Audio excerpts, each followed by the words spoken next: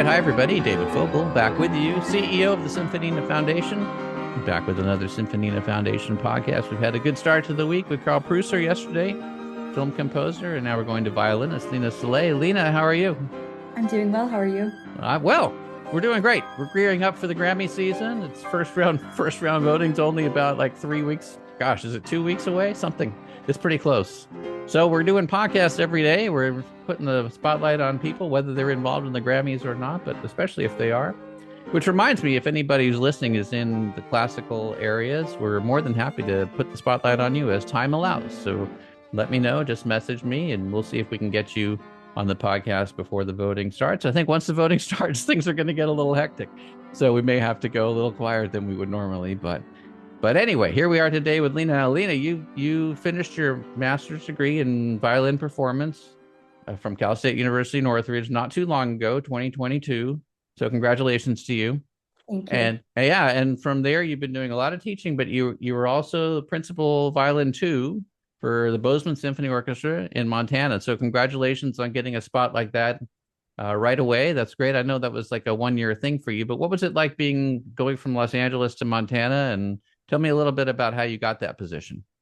Yeah, it was really great. So the way it worked out, there's a couple of websites where everyone kind of posts any sort of openings in orchestras, and that's nationally, internationally. You kind of just browse. And I came across an audition for the Bozeman Symphony. And by happenstance, I had just been to Yellowstone and stayed in Bozeman with a friend. And so I just thought, why not go for it? And so I traveled out there for the audition, ended up getting the 1 year position.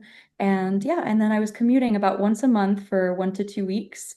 And it was really cool being able to spend time somewhere so different from LA, where the music culture is also so different from here, right? And beautiful in its own way.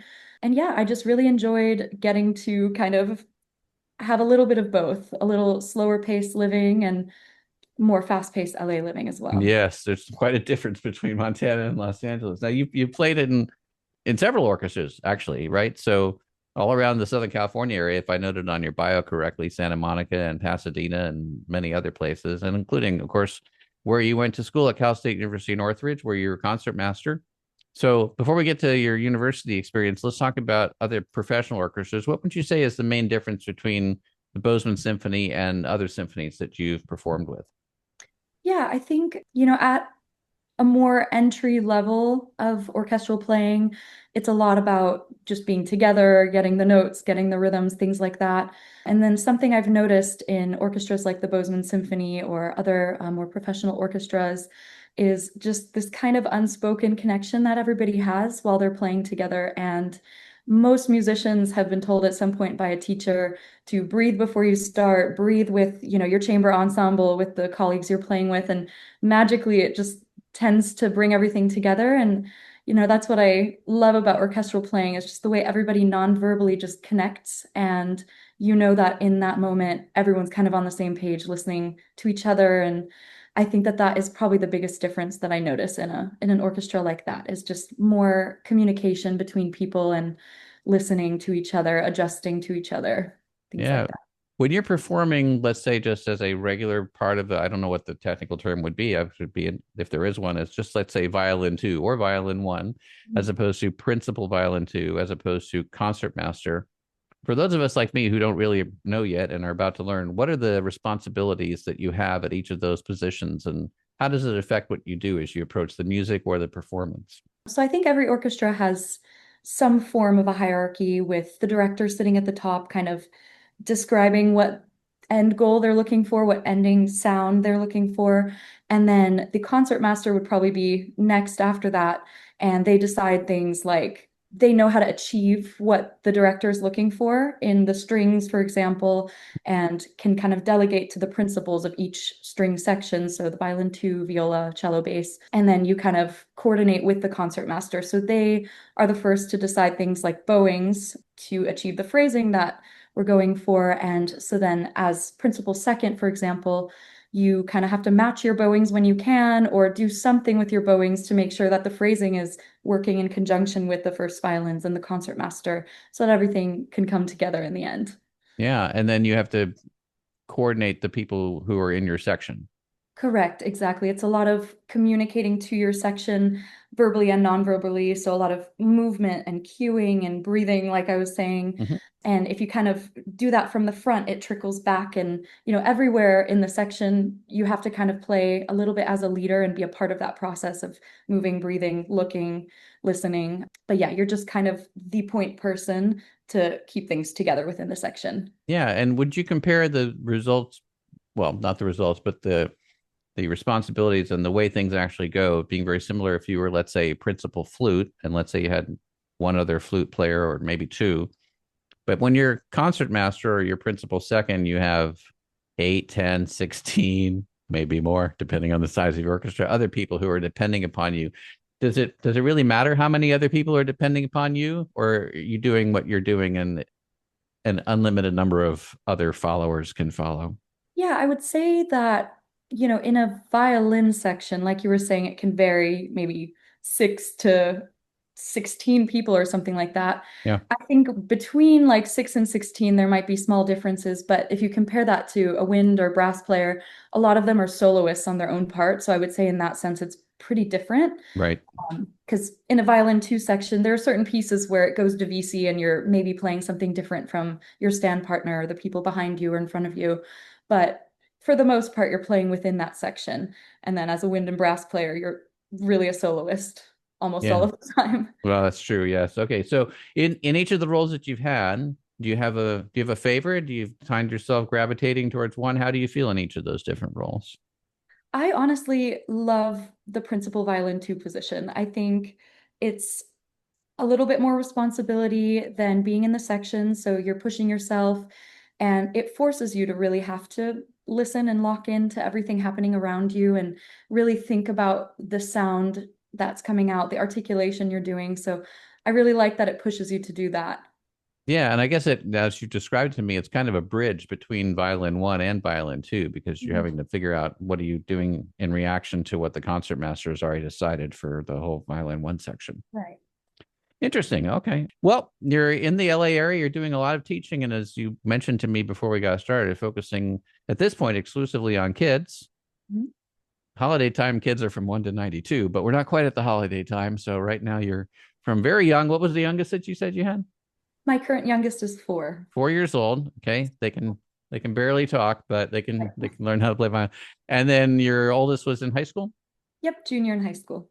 Okay. And when a student comes to you or the parents of the student come to you in that regard, what are you usually looking for in terms of the goals for that student? Yeah, I offer each new student a free trial lesson just to kind of get on the same page, make sure it's a good fit between the teacher and the student and the parent, right? It's kind of a triangle Yeah. of has to make this all work. And I do ask them at the beginning of this trial, what are your goals? And for some people, it's a little bit more serious and they have tangible goals. And for others, it's just more for the joy of it and to experience music. And that's totally fine as well. I take both kinds of students. And so from there, it's kind of tailored to what they say their goals are and what they're looking for out of it. And I will say, two students can be working on the same piece in the same Suzuki book, but the lessons might look very different just based on the specific student. Let's say I came to you as two different people here. One was the very serious one, and the other was my parents are forcing me to do this one.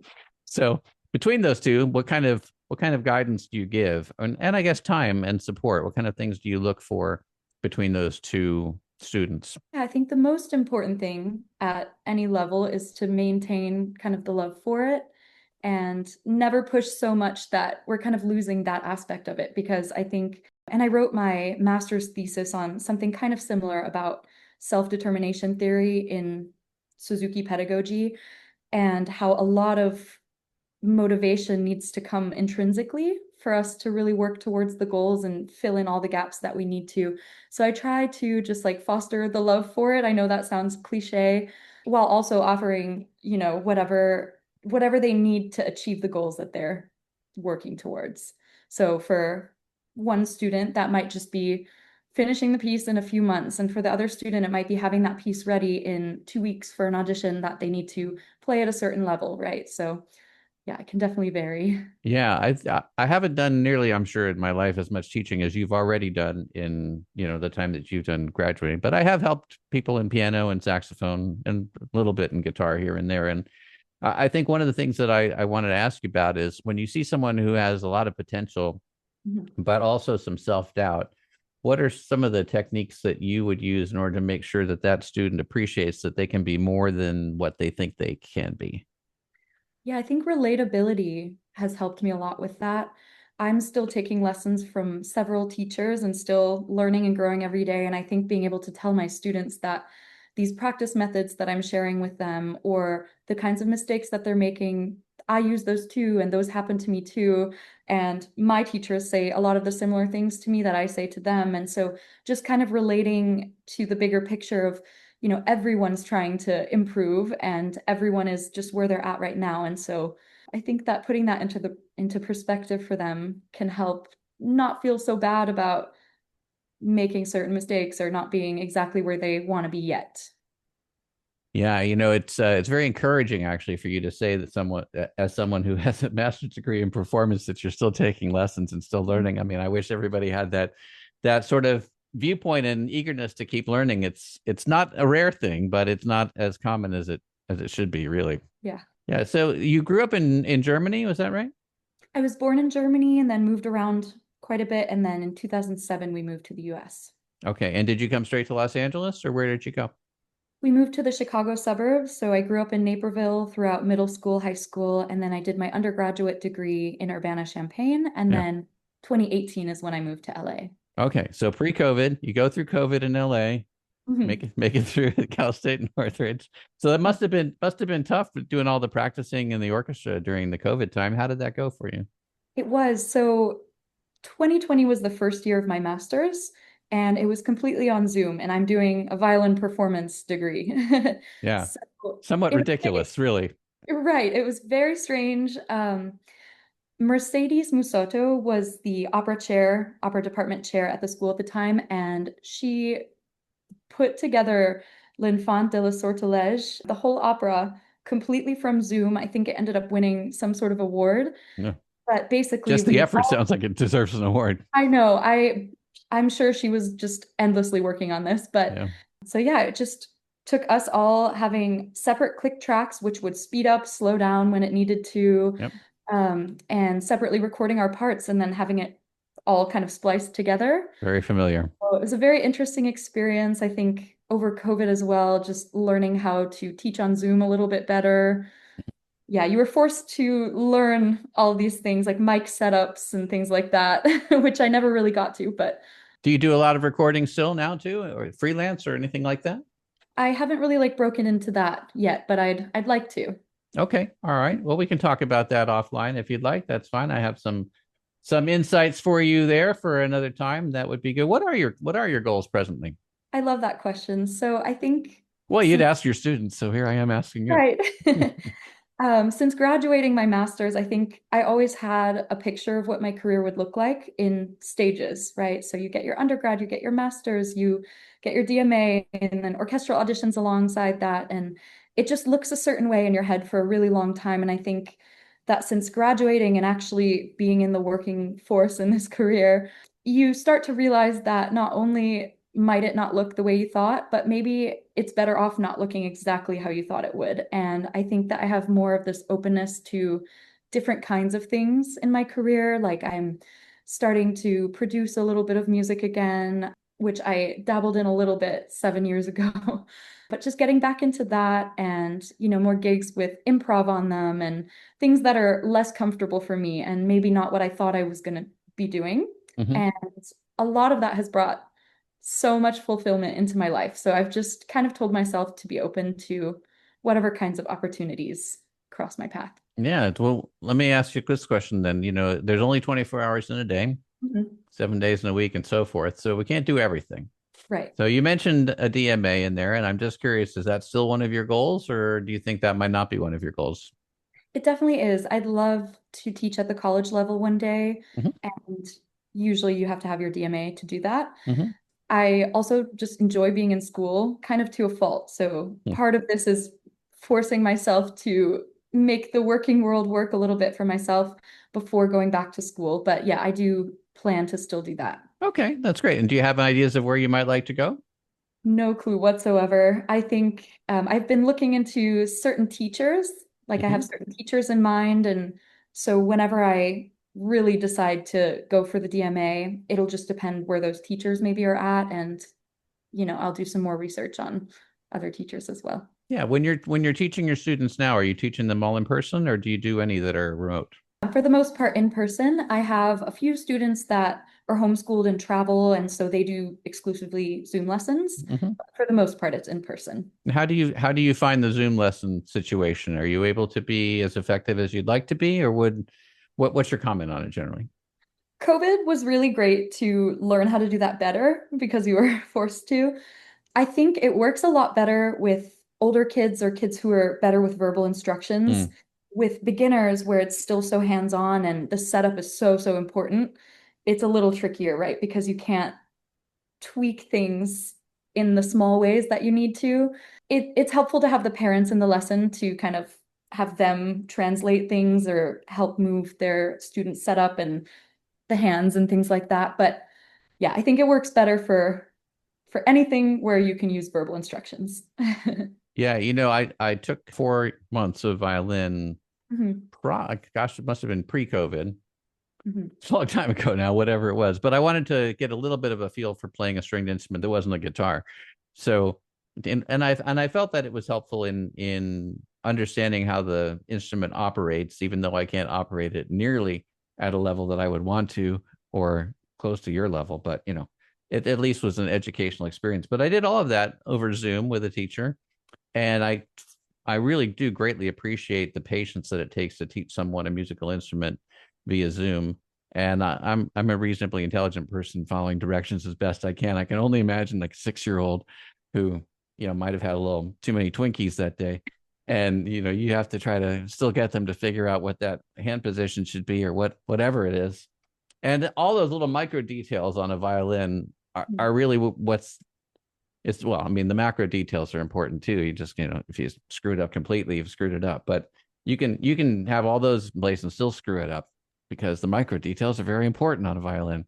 So it's like for me on a keyboard, which is my first instrument, if you hit a key and it's the right key and you hit it not the way you want, at least the note is going to play. It may not play the way you want, but at least it's going to play. And if your hand's on the wrong spot, you may not get to the next note as smoothly as you want, all that stuff. But at least you're in the ballpark. But Yeah. there's so many things in a violin, you're not even in the ballpark. So how long did it take you to get to where you're like, hey, I want to commit to being a violin player and I'm pretty good at this. And I'm going to go get a bachelor's degree and a master's degree and be a principal second at Bozeman and all this stuff. How long did it go for you? So we moved to the United States in 2007. So that was going into sixth grade for me. And I had played a few years of piano. My sister and I both did. Mhm. And we were living in Egypt prior to that. So the access to things like that at that time maybe was not as, it's just not as accessible as it is here. Sure. And so when we moved here, we kind of had the choice to pick a new instrument. And I had been asking to play the violin for years and it Mm. just wasn't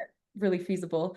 And so I finally started the violin in seventh grade. I think I was like 11 or 12 at the time. And it was a little bit of a game of catch up for me at the beginning, but I think I knew within 2 or 3 years that I wanted to do that for the rest of my life. And I just immediately really loved it. And, I would do my practice before my homework each day. And yeah, I think I knew by probably sophomore, junior year of high school. At the time, I was still thinking that I wanted to maybe double major and do two things because I think picking a music career can feel a little bit scary. Hmm. And, a lot of people warn you about it. Yeah. But ultimately, I'm so grateful that I did and that I followed what I wanted to do. So, yeah. Yeah. Then are you auditioning for things right now? What are you working on besides teaching? Yeah, so I'm keeping my eye out for local auditions for orchestras in the area. The travel was great. I think it was just a little much, especially combined with my teaching schedule. So I'm hoping to find something local. And yeah, orchestra has always been one of my main goals. So Do you get to substitute for other people in orchestras too, or do you just audition for a full-time position? How does it go? yeah, substitute. You do sometimes get contacted to sub for like the San Fernando Symphony, things like that. Mhm. you can also reach out to orchestras, which I've done, asking to audition for their sublist. And a lot of times they don't respond, but the worst they can say is no. Hmm. So I've had some luck getting on sublists that way as well. Hmm. Well, we wish you all the best with all of that. Hopefully, success is going to be knocking on your opportunity will be knocking on your door, and when you answer it, then we get to success. That's how that chain goes. If people want to get in touch with you, Lina, what's the best way to do that? Probably at my Instagram, which is Lina Saleh Music. Lina Saleh Music on Instagram. I think you're also on Facebook. Correct. And you can probably be found on the web too. Lina, we wish you all the best. We're going to listen to some more of your great playing from your master's performance on the way out here. And if we can ever be of help to you at the Symphonina Foundation, just be sure to let us know. Thank you, David. Thanks for having me.